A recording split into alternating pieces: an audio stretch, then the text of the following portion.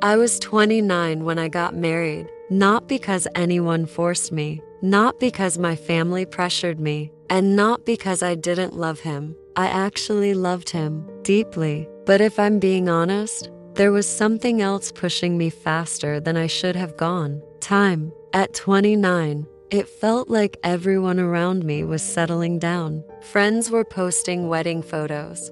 Relatives were constantly asking, "When will it be your turn?" Even though no one directly pressured me, I felt it inside, like a quiet ticking clock in my chest. Welcome to a place where real stories are heard, hearts are understood, and no one feels alone. Here at True Hearts, True Stories, every heart tells a story, and every heart deserves to be heard. So when I met him, he felt like the answer to everything. He was charming, confident, attentive in ways that made me feel chosen. He told me I was beautiful, that I deserved happiness, that he wanted a future with me. And I held on to those words like they were promises carved in stone. Looking back now, I realized something painful. I was so excited to finally have my turn at love that I stopped paying attention to what love was actually showing me. There were signs, small ones at first. He would get irritated when I spent time with friends. He didn't like when I questioned his decisions. Sometimes he would disappear for hours and return with vague explanations.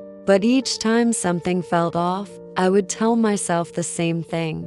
No relationship is perfect. I convinced myself that love meant patience, that marriage would fix whatever seemed broken, that once we were settled, everything would calm down. So when he proposed after just 8 months, I said yes immediately. Not because I thought carefully, but because I felt relieved. Relieved that I wouldn't be left behind. Relieved that my life was finally moving forward. Our wedding day was beautiful. I remember smiling so much my cheeks hurt. I thought I had finally reached the happy ending everyone talks about. But real life doesn't start on the wedding day. It starts after the music stops. And that's when I began to see the truth clearly. The irritation I once ignored turned into anger. The control I once brushed aside became constant criticism. He monitored where I went, who I spoke to, how long I stayed out. Slowly, without realizing it,